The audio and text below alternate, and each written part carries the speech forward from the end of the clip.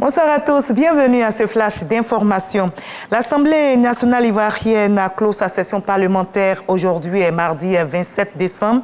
Le vice-président Timoko Méliès Koné, plusieurs membres du gouvernement et présidents d'institutions y ont assisté. Adama Bictogo, président de l'Assemblée nationale, a fait le bilan de l'année parlementaire 2022 et il en ressort pour l'essentiel. Ce sont 5 projets de loi examinés et adoptés par les députés, 20 séances plénières et 64 séances de travaux en commission. L'activité législative débutée en avril dernier a été très intense. À Ouattoury. Le vice-président de la République, Timoko Méliès Koné, à l'hémicycle ce mardi 27 décembre 2022 pour la clôture de la session ordinaire de l'Assemblée nationale. Ouverte le 2 avril 2022, cette session unique a été marquée par l'adoption de 54 projets de loi, au nombre desquels la loi portant modification de la composition, l'organisation, les attributions et le fonctionnement de la commission électorale indépendante. Une loi qui vient conforter les engagements issus du dialogue politique. Élu le 7 juin 2022, le président de l'Assemblée nationale, Adama Bictogo, a tenu à rendre hommage à son prédécesseur, Amadou Soumaoro. Au cours de cette session que nous clôturons aujourd'hui, l'Assemblée nationale a connu un événement douloureux, notamment le décès de feu l'honorable Amadou Soumaoro, ex-président de notre institution. À la mémoire de cet homme d'engagement, je voudrais humblement nous inviter à rester en prière afin que son âme repose en paix.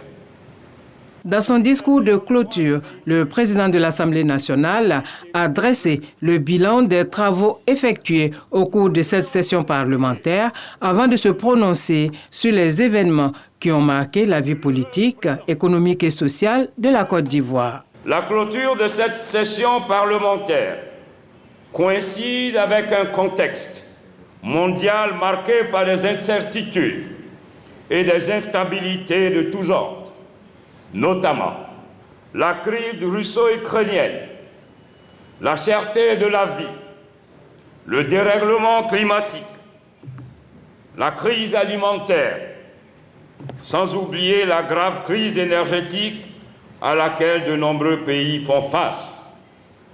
En effet, toutes ces menaces fragilisent le tissu social en remettant en cause les acquis et l'ancrage démocratique amorcé dans de nombreux États africains depuis plus d'une décennie.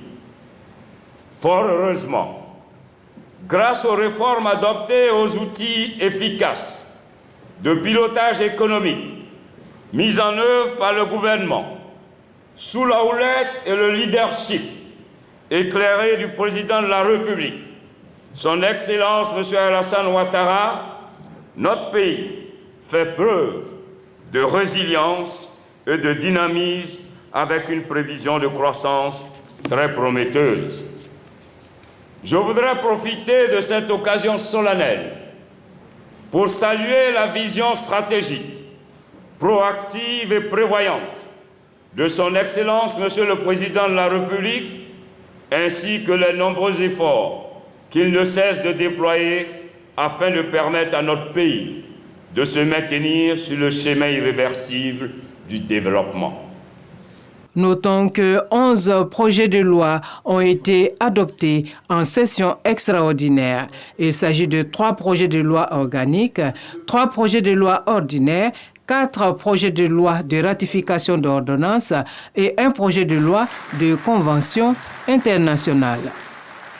De l'eau potable ne manquera pas dans les ménages en cette fin d'année. Le ministère de l'Hydraulique, de l'Assainissement et de la Salubrité s'active en ce moment sur le terrain pour les branchements sociaux que vous voyez sur ces images. Ce mardi 27 décembre, plus de 13 500 ménages ont été raccordés au réseau d'eau potable dans la commune de Koumassi. À l'étranger, en Chine, le nombre de contaminations au Covid-19 explose et les hôpitaux sont débordés. Pour les autorités, le tsunami Omicron a été libéré par le relâchement des mesures de prévention de l'épidémie et la fin de la stratégie zéro Covid. La Chine est donc passée du zéro Covid au full Covid. À Pékin, les services d'urgence sont saturés. Face à l'explosion des infections, les services réservés aux fiévreux ont été renforcés dans la capitale. Et on va se retrouver à 20h pour la grande édition. Allez, à tout à l'heure.